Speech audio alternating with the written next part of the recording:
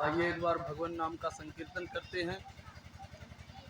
फिर जैसे गोविंद की इच्छा होगी, भूत भावन भोलेनाथ की इच्छा होगी, कथा को विस्तार दिया जाएगा।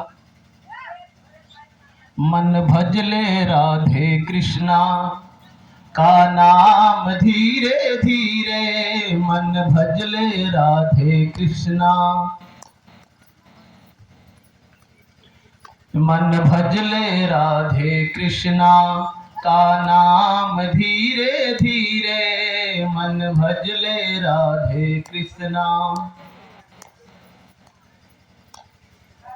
तेरे बन जाएंगे बिगड़े सब काम धीरे धीरे, तेरे बन जाएंगे बिगड़े सब काम धीरे धीरे, मन भजले राधे कृष्णा, मन भजले राधे कृष्णा का नाम धीरे धीरे, मन भजले राधे। बोलिए वृंदावन बिहारी लाल की। हे भगवान, अभी झगड़ा करना हो ना तो ना जाने कहां से इतनी शक्ति आ जाती है कि कई पुष्ट तक जो है निमंत्रण दे देती हैं, पितरों का निमंत्रण कर लेती हैं।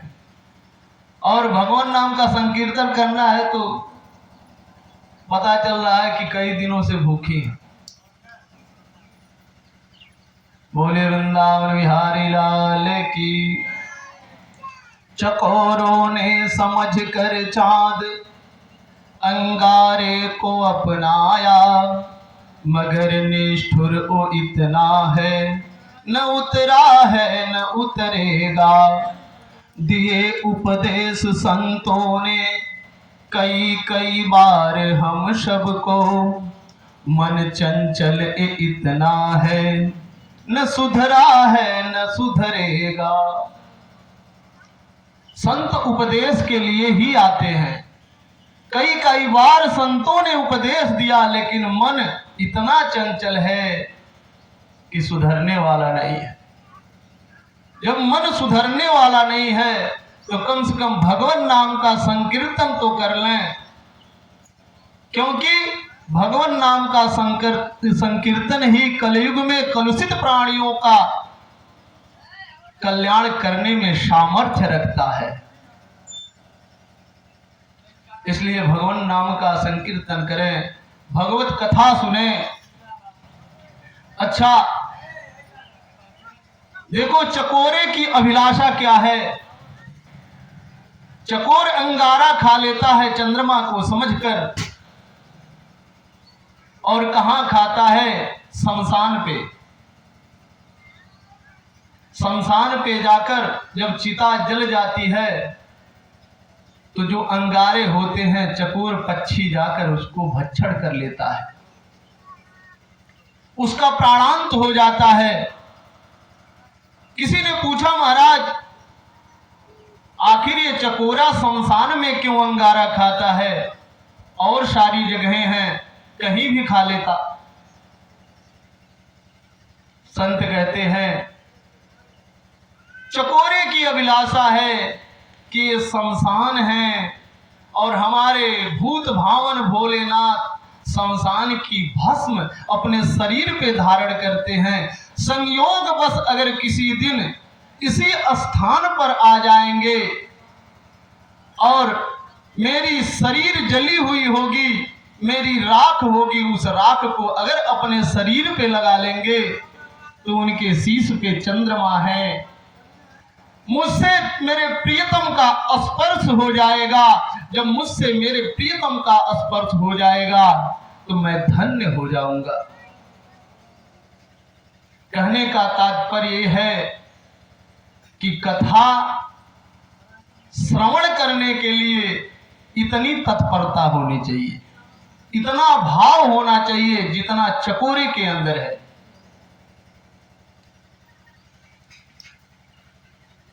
कथा अगर जाने अनजाने में भी श्रवण कर ले तब भी लाभ होता है।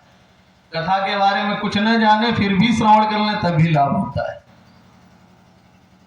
एक सेठ जी थे, वो अपने पूरे जीवन में कभी कथा श्रवण नहीं किए थे। आसपास के लोग आते, कहते अरे सेठ जी ये जीवन बीत रहा है, कभी कथा श्रवण किए कि नहीं? सेठ जी कहते कथा क्या होती है, ये कथा है क्या? अच्छा, सेठानी जो है बड़ी धर्मात्मा, स्त्रियां बड़ी धर्मात्मा होती हैं। अगर स्त्रियां न हो तो धर्म का नामो निशान मिट जाएगा महाराज।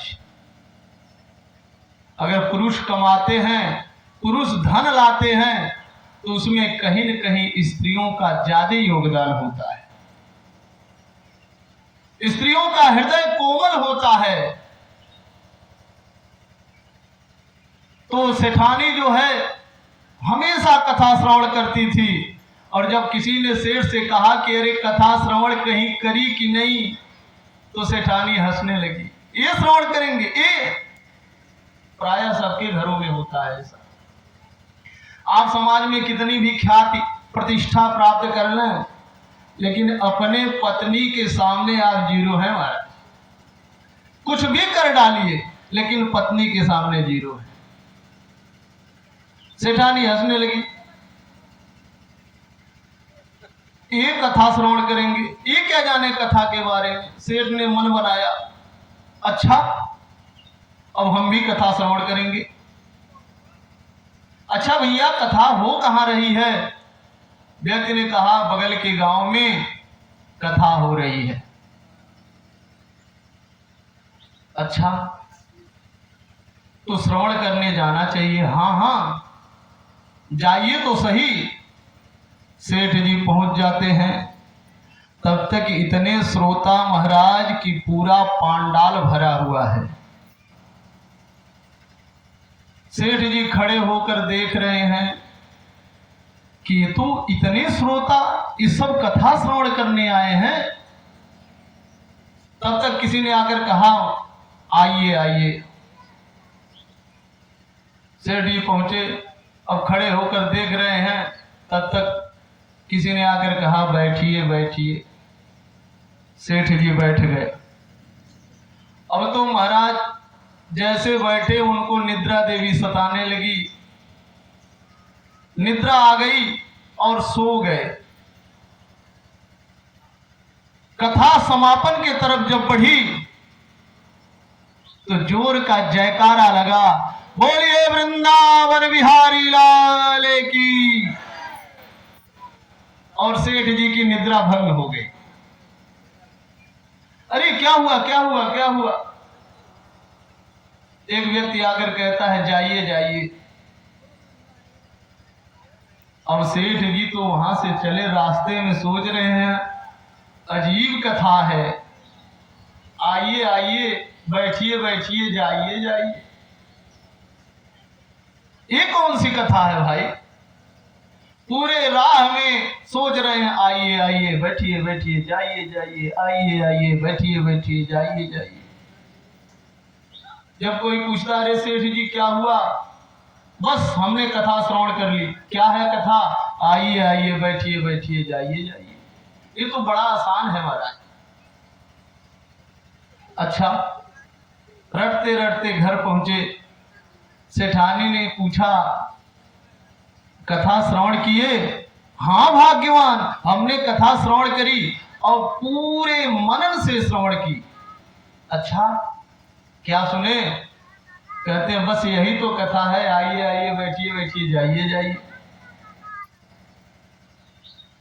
अब पूरे दिन रट लगाए हैं, रात्रि में भी रट लगाए हैं। देखिए जब आप किसी भी विषय में रट लगा लेंगे, लगन लगा लेंगे, तो सोते जगते बैठते खाते पीते जाते रहते हमेशा वही ख्याल आता रहेगा। कभी कभी तो ऐसा होता है कुछ लोग सोते सोते बड़बड़ाते हैं। अच्छा उनको विश्वास भी नहीं होता कि मैं कुछ बोला हूं सोते समय। वो तो दूसरा व्यक्ति कहता हाँ सोते समय आप ऐसा कहते। सेठ जी सोए हुए हैं, तब तक उनके घर में पीछे से सेन कट गई महाराज। 4 चोर घर में आ गए। सेठ जी तो रट लगाए हैं सोए सोए। जब चोर अंदर आते हैं, सेठ जी कहते हैं आइए आइए। चोरों ने कहा लग रहा है सेठ ने देख लिया। अब जो है चोर बैठ गए कि थोड़ा छुप जाया जाए, तब तक सेठ कहते हैं बैठिए बैठिए। चोरों ने कहा पक्का देख लिया है। तब तक चोर कहते हैं अब धीरे से निकलना चाहिए। जब चलने लगे तब तक सेठ ने कहा जाइए जाइए। चोरों ने कहा अब तो पक्का देख लिए हैं। सारे चोर भाग गए महाराज। सुबह हुई, नित्य क्रिया डेली जो है प्रतिदिन सेठ अपने घर का भ्रमण करते थे, नगर का भ्रमण करते थे। तो उन्होंने देखा कि घर में पीछे से तो सेन कटी हुई है, घर के अंदर गए तो सामान कुछ गायब नहीं है। अरे चोर घुसे भी और सामान भी नहीं गायब।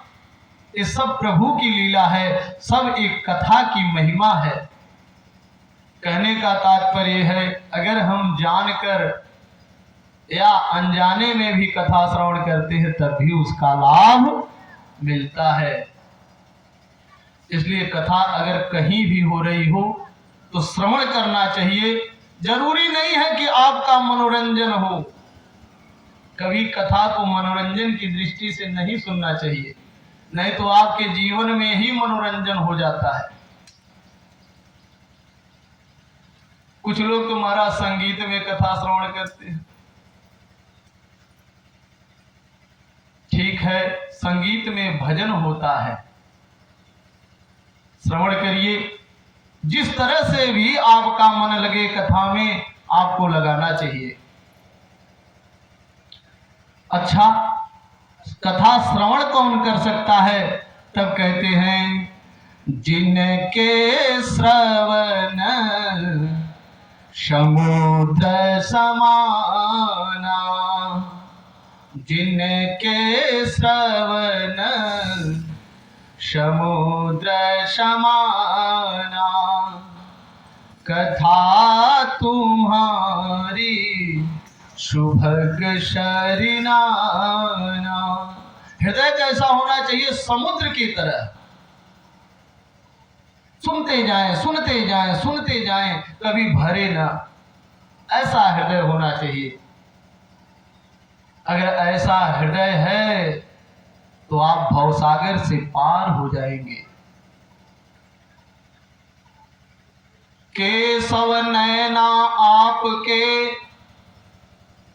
नौका के समान, जो जनया में चढ़ गए सो जन है गयो पार। भगवान की आंख जो है नौका की समान। अब आपकी पात्रता कितनी है ये आपके ऊपर निर्भर है। सच्चिदानंद रूपाय विश्वोत्पत्त्यादि हेतवे, तापत्रय विनाशाय श्री कृष्णाय वयं नमः। सतघन चितघन आनंद घन, सच्चिदानंद जो स्वयं परमेश्वर, जो सत भी हैं, चित भी हैं, आनंद भी हैं। सच्चिदानंद रूपाय विश्वोत्पत्त्यादि हेतवे, जो इस विश्व की उत्पत्ति लय और सृष्टि के हेतु हैं। ऐसे श्री राधा कृष्ण को हम सब नमन करते हैं। श्री कृष्णाय वयं नमः। अच्छा, सत क्या है? सत क्या है? जानते सारे लोग हैं लेकिन मानता कोई नहीं। सत क्या है? एक बार यहीं से थोड़ी दूर पे एक गांव है खजूर टिकरा। एक शुक्ला जी हैं, उनके यहाँ सत्यनारायण जी की कथा कहने हम गए थे। उन्होंने कहा, पांडे जी, कथा तो हम तभी श्रवण करेंगे जब आप बताओगे कि सत्य क्या है। हमने कहा, ये कौन सी बात है महाराज, आप ही बताओ। आप वयोवृद्ध हैं और वयोवृद्ध का अनुभव भी अधिक होता है, इसलिए आप बताइए। उन्होंने कहा, सत्य जो है मृत्यु है, क्योंकि इस धराधाम पे जो आया है उसको एक दिन जाना है, इसलिए मृत्यु ही सत्य है। हमने कहा, महाराज मृत्यु सत्य नहीं हो सकती। उन्होंने कहा, क्यों? हमने कहा, क्योंकि आत्मा कभी मरती नहीं है। मृत्यु तो इस शरीर का धर्म है। धर्म का मतलब होता है धारणात् धर्म, जो धारण किया जाए वही धर्म है। मृत्यु इस शरीर का धर्म है, इसलिए मृत्यु सत्य नहीं हो सकती। जैसे एक व्यक्ति एक वस्त्र को निकालकर दूसरा वस्त्र धारण करता है, उसी तरह से ये शरीर है, आत्मा इस शरीर से निकलकर दूसरे शरीर को धारण करती है, इसलिए मृत्यु सत्य नहीं है। उन्होंने कहा, तो फिर सत्य क्या है? सत्यम ज्ञानम अनंतम ब्रह्म। सत्य का ज्ञान ही अनंत ब्रह्म है। अपितु सत्य ही ब्रह्म है, ब्रह्म ही सत्य है। अच्छा, थोड़ा विस्तार में बताइए। तब कहते हैं, सत्य को छुपाया गया, झूठ अपनाया गया, हमको बताया गया, क्या क्या सत्य है। सत्य हमेशा छुपाया जाता है। जो अप्रत्यक्ष रूप में विद्यमान है वही सत्य है, जो प्रत्यक्ष है वो सत्य नहीं है, वही तो माया है। सत्य को छुपाया गया, झूठ समझाया गया, हमको बताया गया, क्या क्या सत्य है। बचपन में बताया गया धराधाम सत्य है, जवानी में बताया गया अर्थ काम सत्य है। जब हमारा जन्म होता है, थोड़े बड़े होते हैं, तो हमको झूठ बताया जाता है। लोग कहते हैं, बेटा ये तुम्हारे माँ है, ये तुम्हारे पिता हैं, तुम्हारे चाचा हैं, तुम्हारी चाची हैं। हालांकि संसार में कोई किसी का नहीं है, जो भी आता अकेले आता है, अपने कर्म को अकेले ही करता है, कर्म के फल को अकेले ही भोगता है। अच्छा, बचपन में बताया गया धराधाम सत्य है, ये तुम्हारा घर है, तुम्हारी जमीन है, तुम्हारी जायदाद है। और जब थोड़ा बड़े होते हैं, विवाह हो जाता है, नई बहुरिया घर में आ जाती है, तब माँ बाप क्या कहते हैं? कहते हैं, जवानी में बताया गया अर्थ काम सत्य है।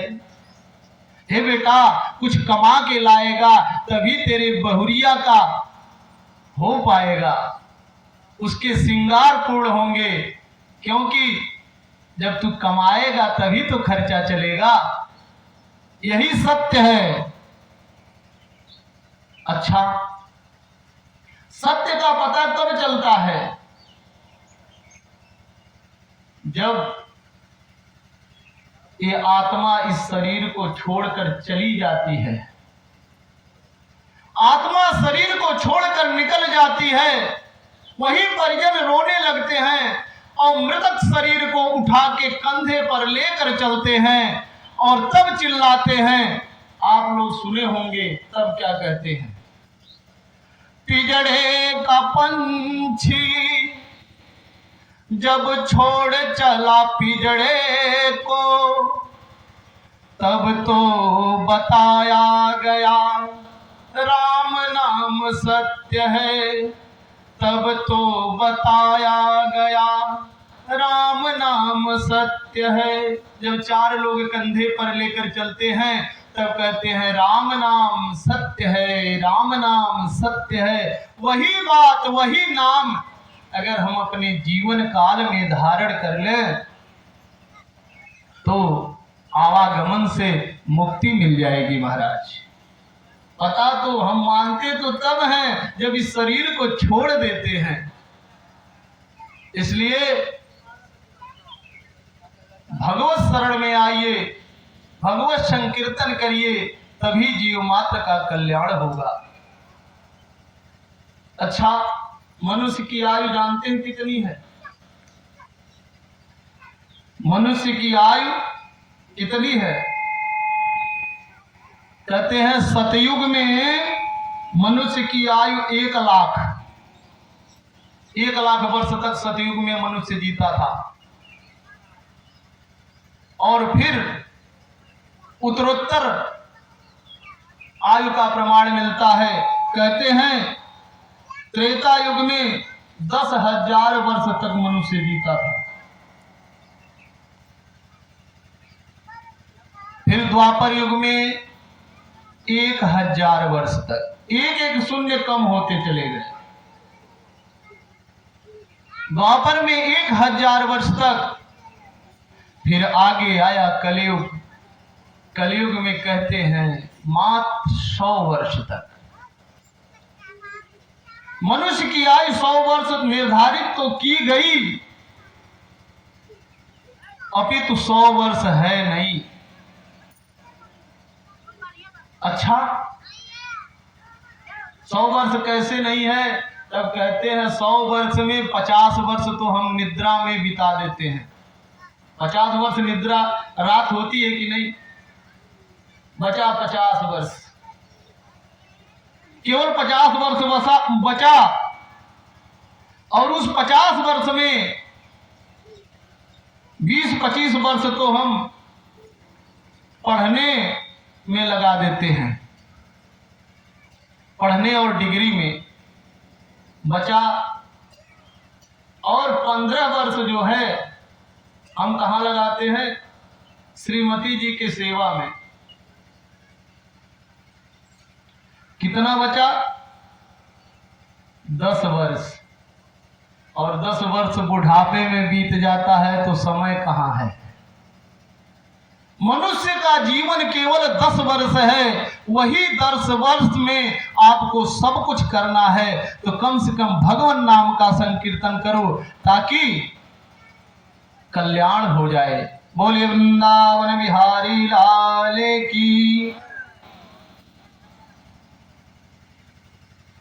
कहते हैं 4 प्रकार के पशु मनुष्य को अपने बिरादरी के मानते हैं। 4 प्रकार के पशु। अच्छा, वो पशु कौन है? तब कहते हैं स्वबिट वराह होष्ठ खरई शत्रुतः पुरुषः पशु। स्वबिट वराह, कुत्ता, सूअर, ऊंट और गधा। अच्छी संज्ञा है। ये 4 जानवर जो है मनुष्य को अपने बिरादरी के मानते हैं। कहते हैं मानव तो हमारे बिरादरी के हैं। अच्छा, वो कैसे? कुत्ता कहता है महाराज मैं इसको साबित कर सकता हूं कि मनुष्य हमारे बिरादरी के हैं। अच्छा, साबित करके बताओ। कुत्ता कहता है जैसे एक मनुष्य दूसरे मनुष्य को देखकर घृणा करता है, ईर्ष्या रखता है, और हम एक हम दूसरे कुत्ते को देखकर घृणा करते हैं, कुत्ता कहता है, तो हम भी घृणा करते हैं, मनुष्य भी घृणा करता है। तो हमारे बिरादरी के हैं कि नहीं? कहते हाँ महाराज। अच्छा, सुअर कहता नहीं नहीं ये हमारे बिरादरी के हैं। वो कैसे? कहता है महाराज, जैसे मैं पूरे दिन आहार के लिए भटकता रहता हूं, उसी तरह से ये मानव हैं, पूरे दिन भटकते रहते हैं पेट भरने के लिए, अर्थ के लिए। तो हमारे और इनके में अंतर क्या है? हमारे बिरादरी के हैं कि नहीं? अच्छा, ऊंट कहता नहीं नहीं हमारे बिरादरी के हैं। वो कैसे? ऊंट कहता है जैसे मैं सोचता हूं कि संसार में मुझसे बड़ा कोई नहीं है, मुझसे बड़ा इस संसार में कोई नहीं है, मैं अपने सिर को ऊंचा करके चलता रहता हूं। उसी तरह से मानव है, थोड़ा सा वैभव मिला, थोड़ी सी लक्ष्मी जी की कृपा हुई कि मानव अपने को ही भगवान समझ बैठता है, दम भी हो जाता है। दम्भ जानते हैं किसको कहते हैं? दम्भ का पता है किसको कहते हैं? अपनी प्रभुता से अपने से छोटे को नीचा दिखाना ही दंभ कहा गया है। अपने से जो छोटे हैं, अपनी प्रभुता से उनको नीचा दिखाया जाए, इसी को दंभ कहते हैं। अच्छा, तब तक गधा कहता है नहीं नहीं ये मानव हमारे बिरादरी के हैं। वो कैसे? गधा कहता है कि जब तक हमारे अंदर पौरुष था, जब तक हमारे अंदर बल था, हमारे मालिक ने हमको बहुत जोता, हमसे बहुत परिश्रम कराया, और जब मैं बलहीन हो गया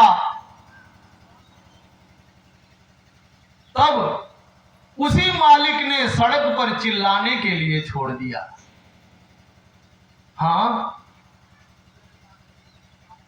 गधा कहता है यही हाल मानव की है। जब तक पौरुष है तब तक तो कमाता है, परिवार को चलाता है, सुख दुख में साथ देता है। जब पौरुष समाप्त हो गया, बूढ़ा हो गया, एक खाट पर पड़ा हुआ है, किसी वस्तु की आवश्यकता पड़ी, चिल्लाकर मांगता है, तो वही परिजन कहते हैं हे भगवान इनको उठा क्यों नहीं लेते? खाट पे पड़े पड़े टर टर टर टर करते रहते हैं। तो बताओ ये मानव हमारे बिरादरी के हुए कि नहीं? इसलिए कभी किसी चीज का अभिमान नहीं करना चाहिए। गोस्वामी दास जी ने कहा है, निर्मल मन जन सो मोहि पावा, अमोहि कपट छल छिद्र न भावा। जो जिनका मन निर्मल है वही भगवान को प्राप्त हो पाते हैं। आजकल तो महाराज सबसे बड़ी गंदगी क्या है जानते हैं? भेष तो बना लेंगे, वैभव तो बना लेंगे, जटाजूट रख लेंगे, और मन साफ नहीं है, मन में ईर्ष्या बैठी हुई है।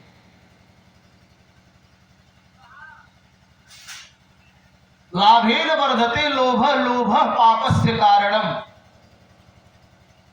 जब लाभ होने लगता है लोभ बढ़ता है, या लोभ बढ़ता है तो वही पाप का कारण होता है। कुछ सामान कम है तो फिर मंगा के, लोग बढ़ने लगा, मन में पाप बैठ गए।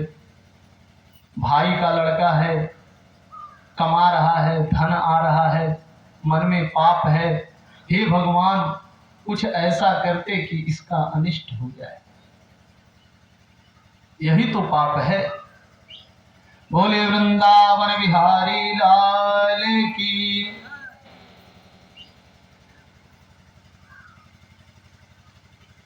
एकदा विशालायाम चत्वार ऋषयो मलाह।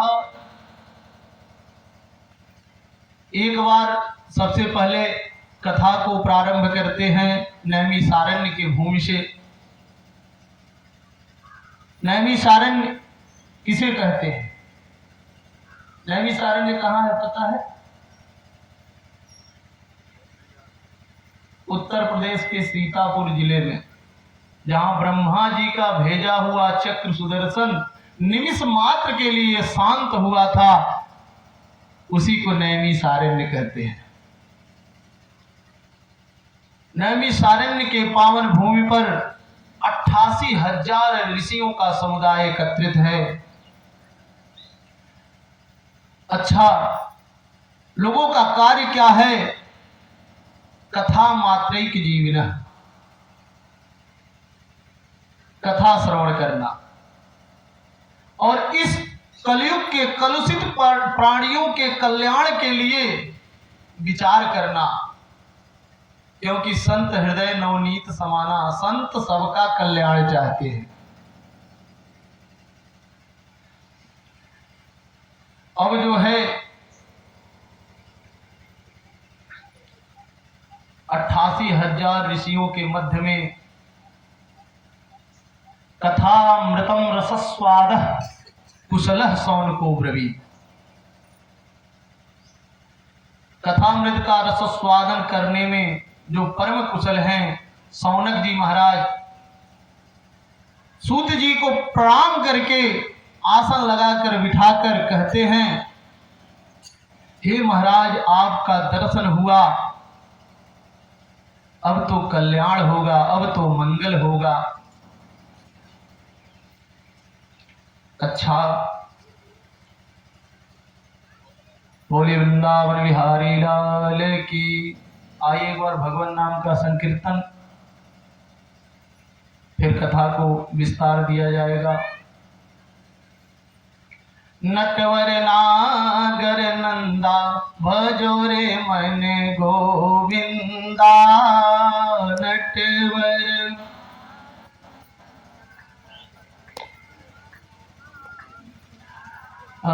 नटवर नागर नंदा भजो रे मन गोविंदा।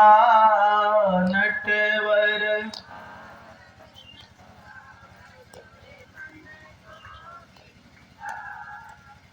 सब देवों में कृष्ण बड़े हैं, सब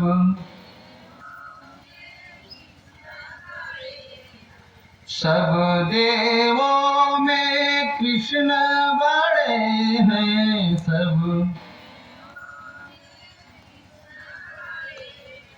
सब देवों में कृष्ण बड़े हैं, सब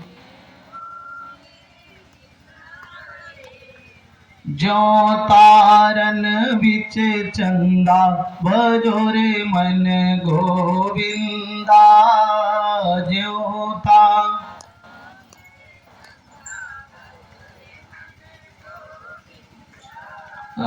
नटवर नागर नंदा भजो रे मन गोविंदा। नटवर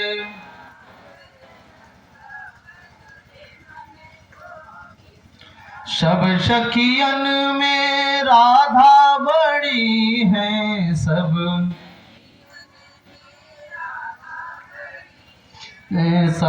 सखियन में राधा बड़ी है, सब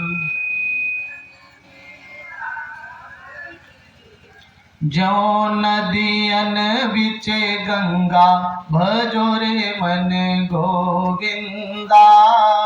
जो नदियन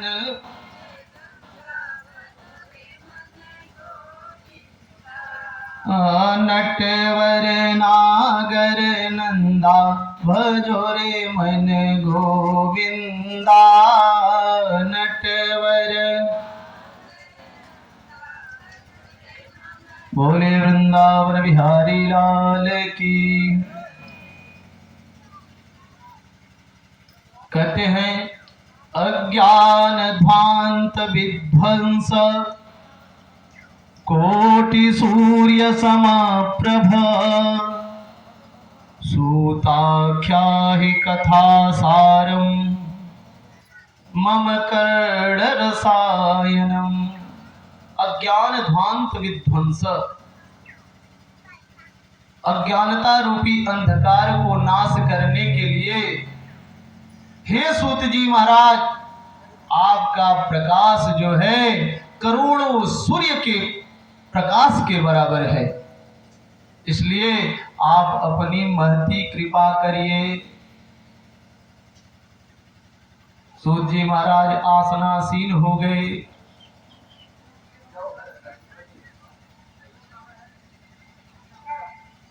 कहते हैं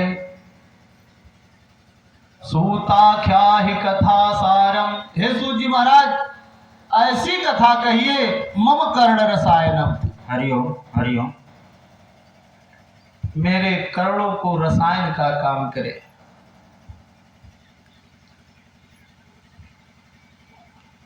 अच्छा, नैमिषारण्य की एक महिमा है। महिमा क्या है? तुलसी बाबा कहते हैं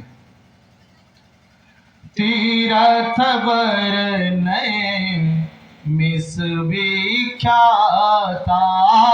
तीरथ बर नए मिस विख्याता। अति पुनीत साधक सिद्धिदाता। बसहि तहाँ मुनि सिद्ध समाजा। बसहि तहाँ मुनि सिद्ध समाजा। तहि अहरसी चले मनुराजा। तहि अहरसी चले मनुराजा। सिद्धों की भूमि है, साधकों की भूमि है नैमिषारण्य। नैमिषारण्य में मनु और शत्रुपा 23,000 वर्ष तक साधना किए। वो भूमि सिद्ध है। उसी भूमि पर 88,000 संतगण बैठे हुए हैं, ऋषिगण बैठे हुए हैं।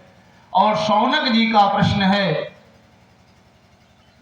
इस संसार के, इस मृत्यलोक के कलुषित प्राणियों का कल्याण कैसे होगा?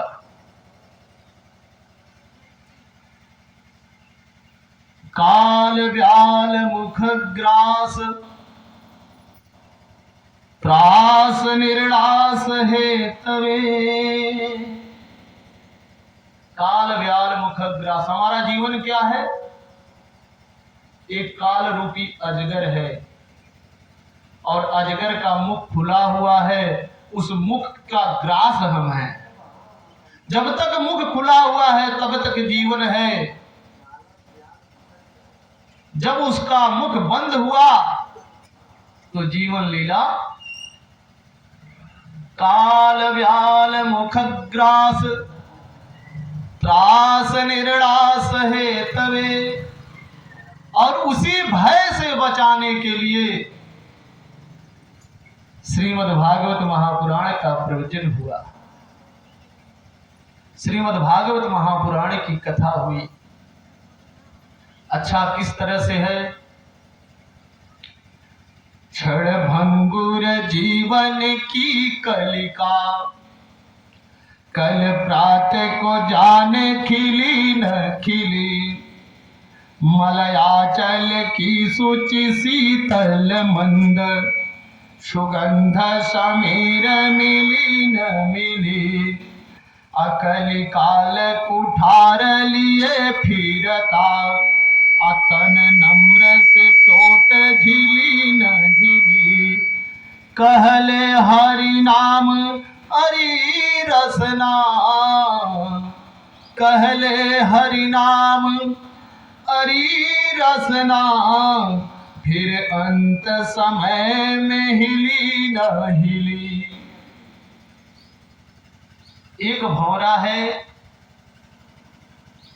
कमल खिला हुआ है, उस कमल दल के मध्य में जाकर बैठ जाता है। संयोग देखिए, सायंकाल हो रही है, अभी भौरा उस फूल के पंखुड़ी से निकल नहीं पाया, तब तक वो कमल सिकुड़ गया महाराज। कमल दल बंद हो गए और उसी कमल के पंखुड़ी में भौरा मन में सोच रहा है, हे प्रभु मुझे बचाओ, इस जीवन का क्या भरोसा, कब इस जीवन का अंत हो जाए, पता नहीं सुबह होगी कि नहीं, चिड़ियों की कुहक सुनाई देगी कि नहीं, मलयाचल की हवाएं मिलेंगी कि नहीं, क्या पता। अब जो है भोर हुई, एक गज आया और उसी कमल दल को अपने सूंड में लेकर भक्षण कर गया। तो जितना भी समय है भगवान नाम का संकीर्तन करना चाहिए, ना जाने कब जीवन का अंत हो जाए। अच्छा, कोई जरूरी नहीं है कि समय निकाल कर बैठ कर करें, चलते चलते करिए। कुछ कर रहे हैं तो उसको करते समय करिए, जो भी करेंगे भगवतमय हो जाएगा, क्योंकि आपके उस कर्म से भगवान जुड़ जाएंगे, इसलिए वो कर्म मंगलमय हो जाएगा। इसलिए कुछ भी करिए भगवान नाम का संकीर्तन करते हुए करिए।